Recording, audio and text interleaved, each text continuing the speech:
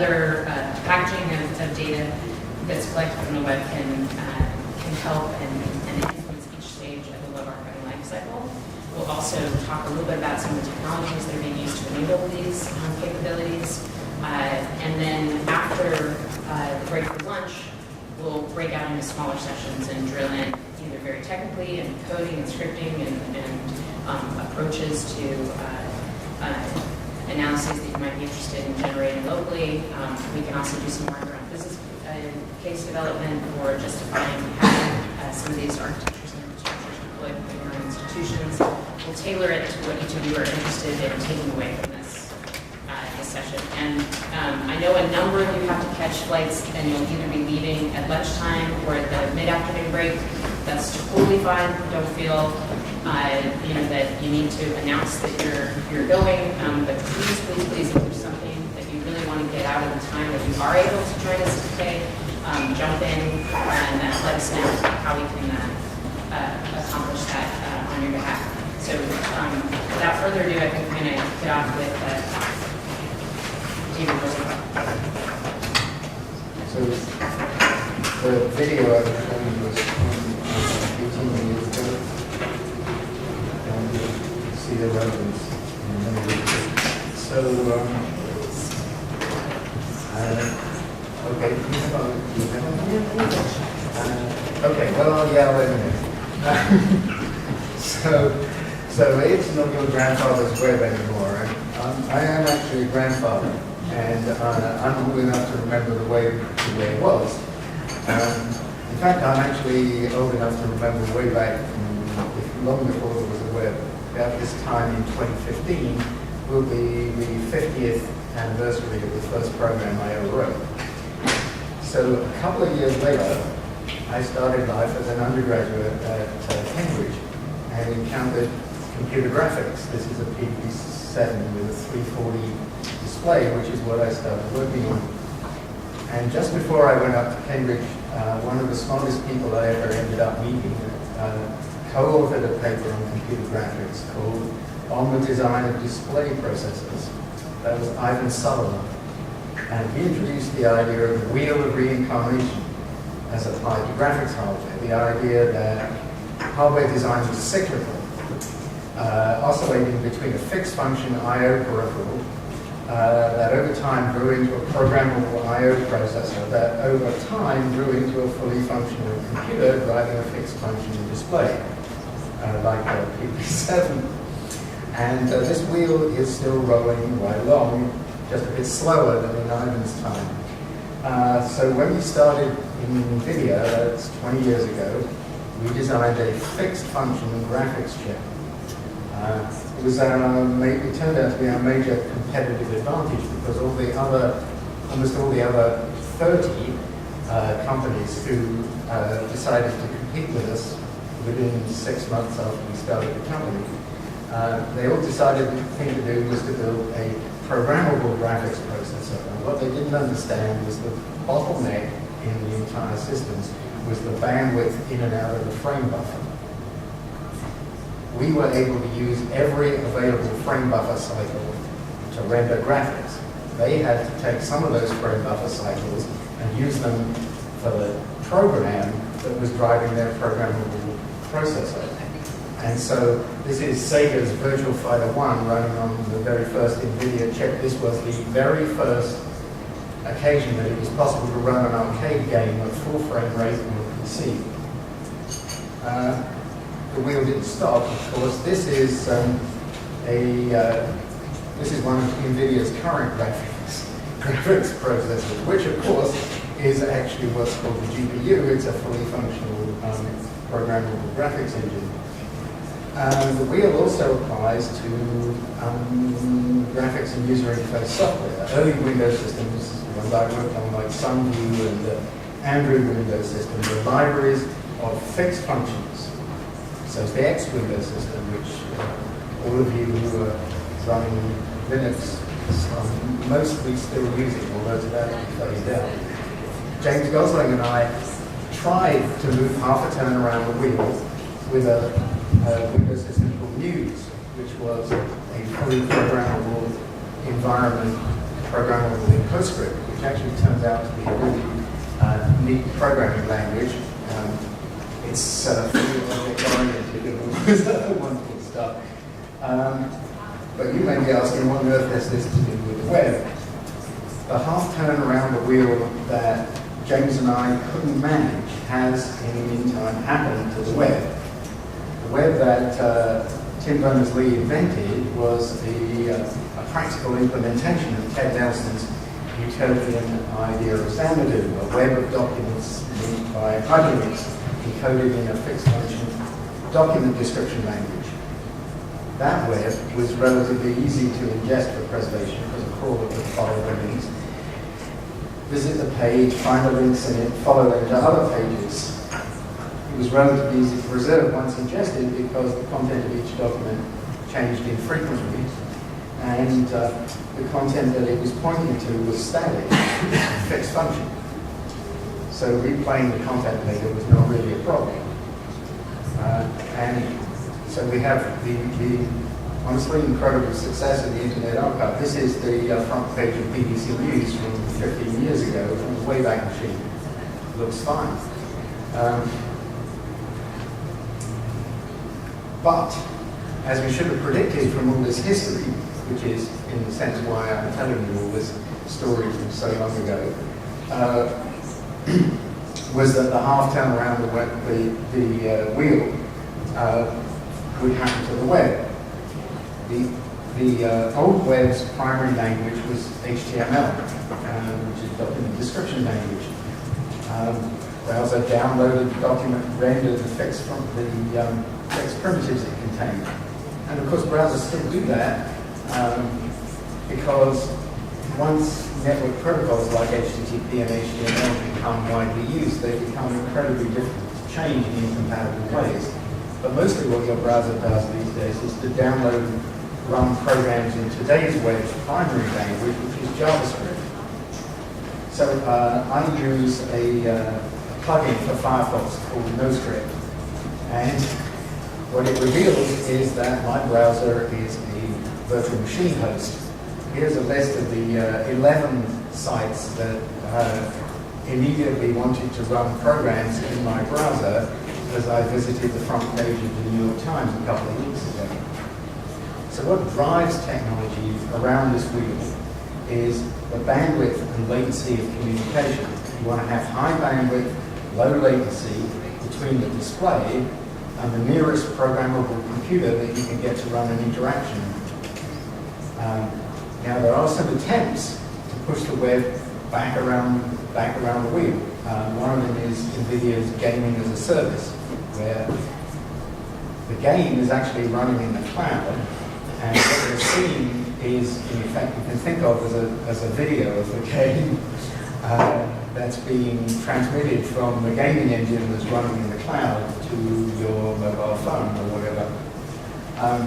I think it's going to be a long time before this really results in a web that's back to the original position on the wheel. So Chris and I last year organized a workshop on the problems that this side of the wheel causes for collecting and preserving the web. And there's a really good document now up on the web. And this is the list of programming problem areas that it identifies. And I'm not going to have time for all of them. We're probably not going to have time for all of them. It's well worth reading the document. So I'm just going to try and pull out a few big picture problems. First one is, in order to preserve content from the web, you have to be able to get at it. And increasingly, news is disappearing behind slightly porous paywalls. Sites are using social network identities to get access. Equipping a crawler with a credit card doesn't really work. The problem's compounded with another trend, which is that sites are lying to you. When they should be returning something like 403, or really what they should be returning is 402, payment required, they send a login page with 200. And so archives fill up with pages like this, which is the page from a defunct journal called Graph from the Internet Archive's Wayback Machine. And what it's doing is refusing to supply you with the content. You go to the Clocks archive, which is another of the archives that's preserving Graph, you actually get the article you were looking for. And the reason is that Clocks had an agreement with the publisher that let us pass the paywall. Now, you can argue that an archive full of pages refusing to supply the content unless you were paying them actually reflects the real state of the web, but it's not a great reflection on our cultural heritage. And avoiding this problem is really tricky. I mean, the logs program is designed to cope with subscription content, so we face this problem all the time, and we have to write all these crafty site-specific login page detectors to figure out what's going on. General web archives can't do that kind of thing. The next problem is, well, okay, so you've got access to the page and you think it's HTML and you think it looks something like this.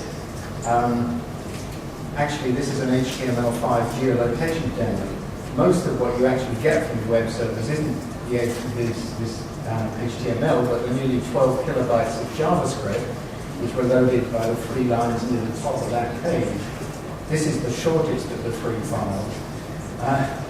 And so a crawler collecting the page can't just scan through the text and find the links to the next content. It has to actually execute the page. And that raises all sorts of issues. Firstly, the program could be malicious. So you need to sandbox the execution very carefully.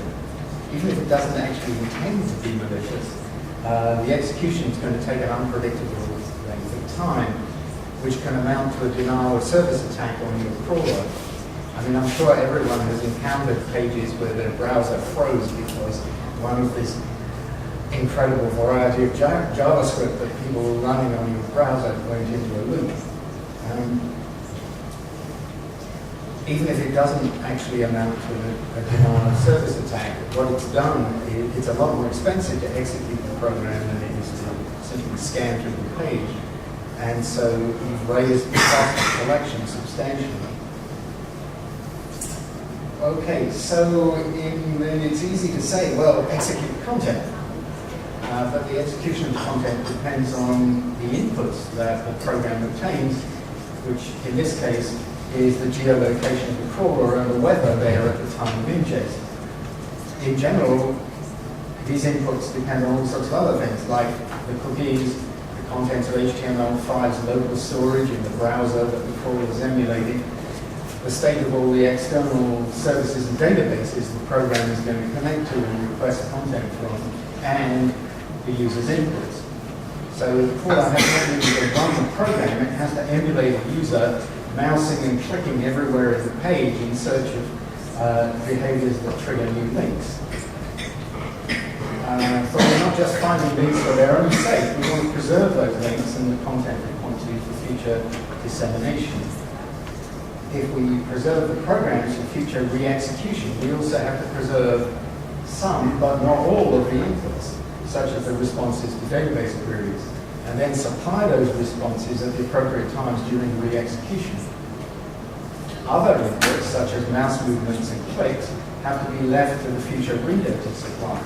And this gets very tricky. I mean, deciding which inputs you have to preserve and resupply, and which ones you have not to. And then there are all sorts of issues about how you actually deal with the connections. Like, for example, some of them may be HTTPS, and you have the fake credentials and so on. So re-executing the program in the future is a very fragile endeavor. This isn't because the JavaScript virtual machine will become obsolete. It's very well supported by an open source stack. It's because it's very difficult to be sure which of the significant inputs you need to capture, preserve, and resupply. So a trivial example of the problem is a JavaScript program that displays the date. Is the correct preserved behavior to display the date when the page was ingested, which preserves the original user experience, or to display the data when it's re-executed, to preserve the original functionality. There's really no right answer. So there are several projects that are looking at the problems of preserving executable objects. One of them is the Olive project at CMU. What they're doing is preserving executable objects inside the virtual machines that run them. But as far as I know, they're not actually addressing the issue of preserving the inputs, deciding which inputs to preserve, and how to resupply them. And then there's the EU-funded Workflow Forever project, which is trying to encapsulate scientific workflows together with adequate metadata so that they can be later reused. The metadata, they call these things research objects. The metadata includes sample data sets and corresponding results so that you can verify that preservation has been correct. But, there's a great paper about this, actually generating all this metadata for a realistic workflow is a huge amount of work.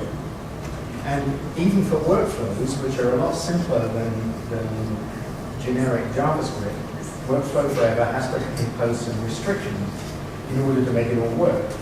You can think of this as analogous to PDFA, which is PDF with all the hard to preserve aspects turned off.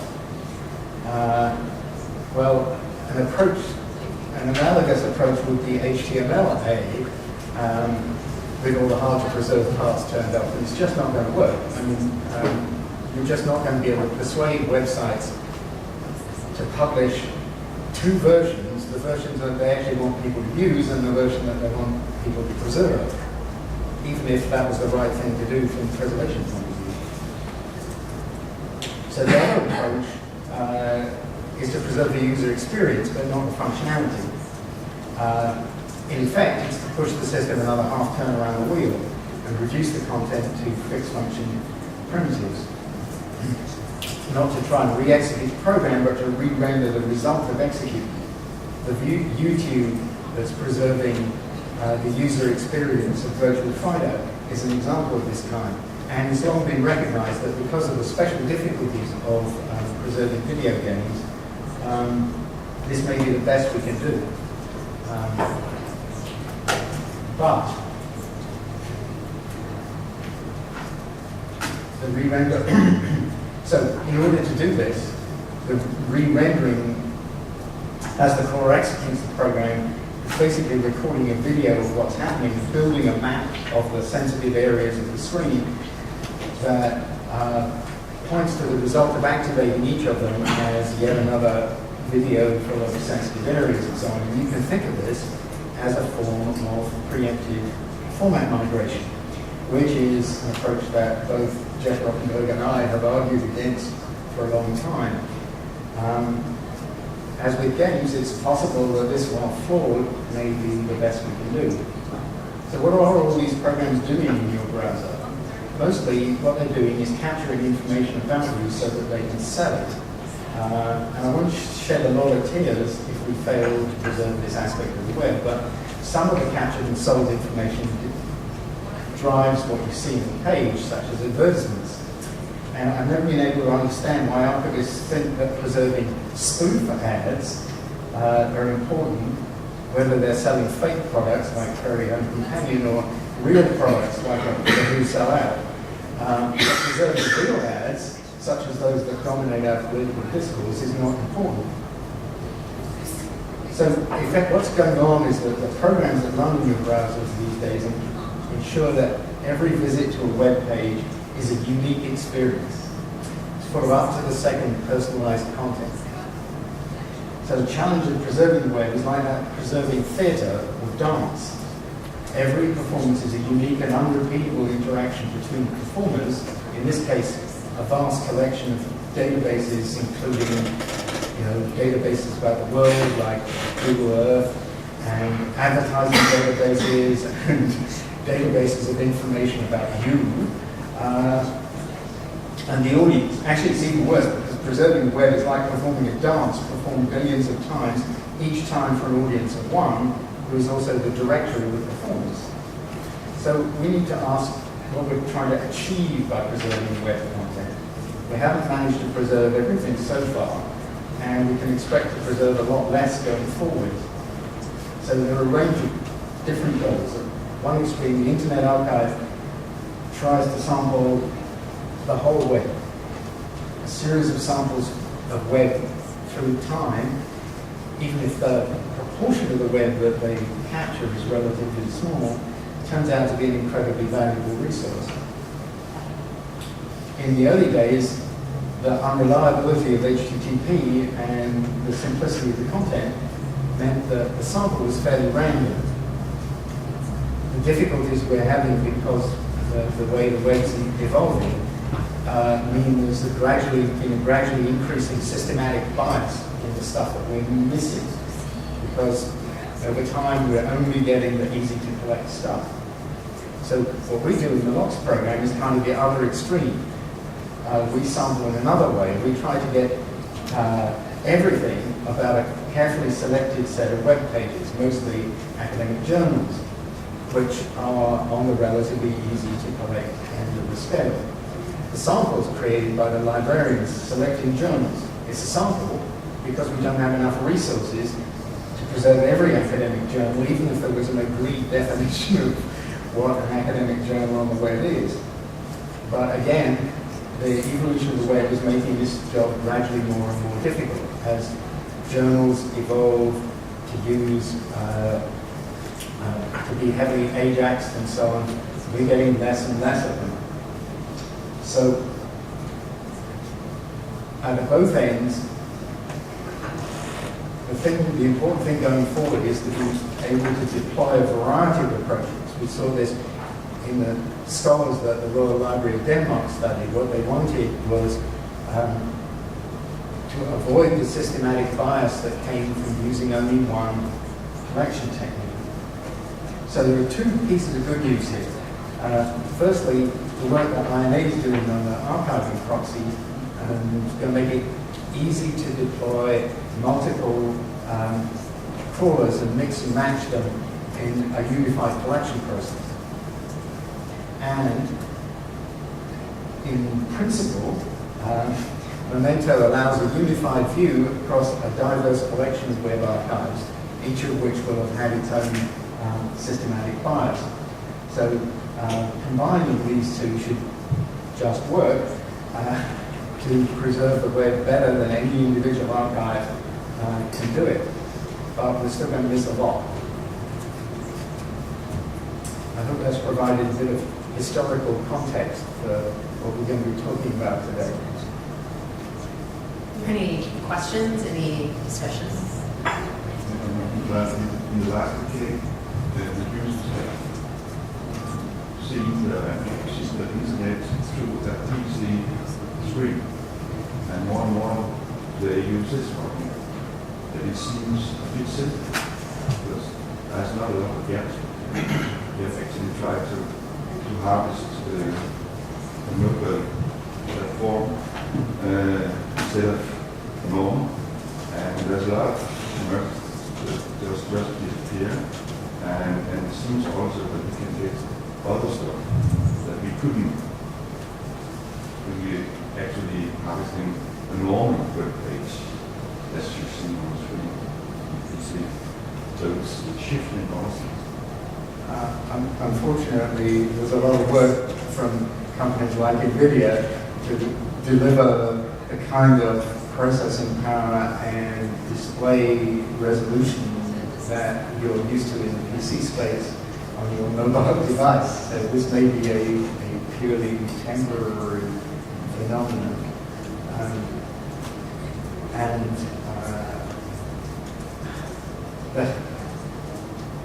The absence of ads in the mobile web is almost certainly a temporary phenomenon because somehow they are going to figure out how to deliver ads to you because there's a lot of money in doing that. And those ads are going to be even more personalized than the ones you see on the PC, because they're going to know your exact location in real time, not geolocated from your IP address, but they're going to know your GPS coordinates and so on. But the display is not small, so you have and the trend is much bigger displays, like the iPhone 5 and the latest phones from Samsung. And I think it's a temporary. It's like, remember, there used to be, what was it called, WAP? Right? Which was an even more brain-dead version of the mobile web. And it didn't last that long because you couldn't deliver ads through it. But actually, you can enhance Facebook and so on using it in Facebook, using the user agent, and how you set up your this different thing you have. I'm not arguing with you that you can do it right now. I'm arguing about the prospective lifetime of this as a salvation, which I think is not all that long. Other questions? Yeah, and maybe as an addition, I think another problem might be that more and more access to the web are via apps in a specific form, and that's really difficult to get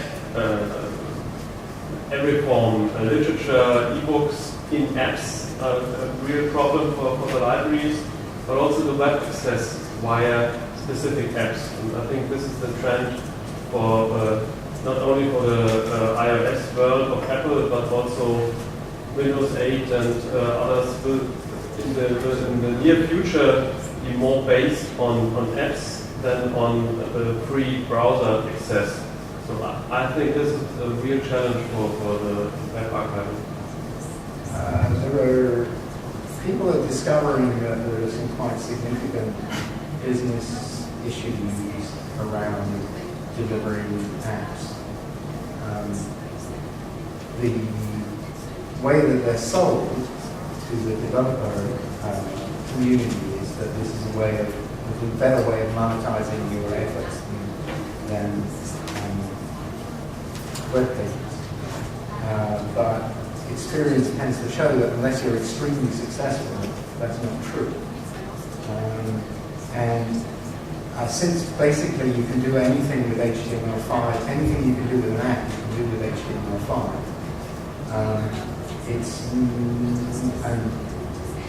HTML5 is much more likely to work cross-platform. Your investment in developing something in HTML5 is more likely to generate a return on your investment cross-platform than your investment in developing apps. It's going to be interesting to see how this evolves.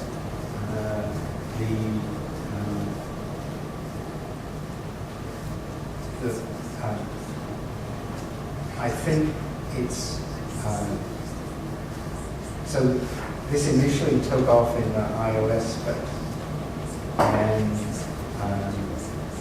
Apple was very good at selling this to developers, and they were very good at keeping the disruption of the environment as new models came out very small. So you got a long time to recover the investment in developing the app. And that's much less true in the Android ecosystem. So it's much more difficult in the Android ecosystem to recover your investment in developing the app. And Android is now a significantly bigger ecosystem than iOS. So, as I say, it's not I agree that apps are extremely difficult to preserve. Some of the reasons why they're extremely difficult to preserve are actually negatives from the business point of view behind that's driving the push for apps. So it's going to be interesting to see which of these forces wins out. Currently, they are quite popular. So we have to deal as a kind of Well, institution with it. yes, currently they're quite popular and you have pretty much no way of preserving them. And if that turns out to be if the walled gardens win out in this case, then it's going to be very, very difficult. But there are reasons for believing that the same forces which have tended to limit the penetration of walled gardens in the past are still operating.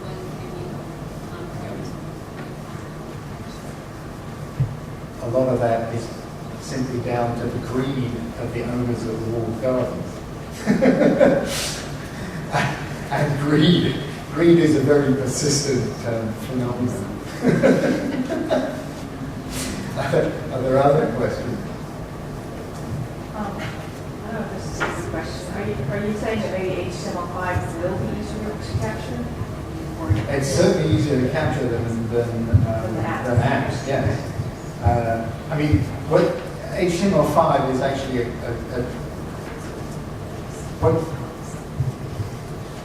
it's the wrong name for what's going on. HTML5 is really saying the web is JavaScript. What HTML5 is doing is providing the rest of the hooks that the JavaScript needed in order to completely take over the web.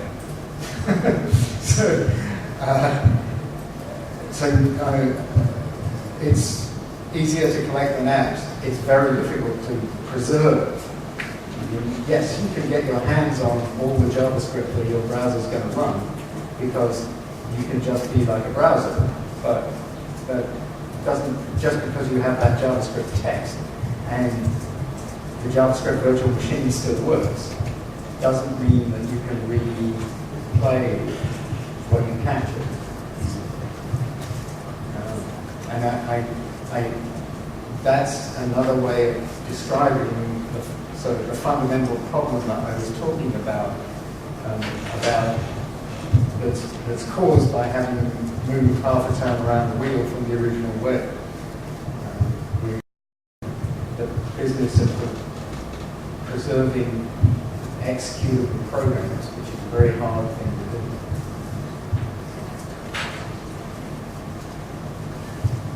Other questions? You've seen some very good questions, so I'm hoping for more.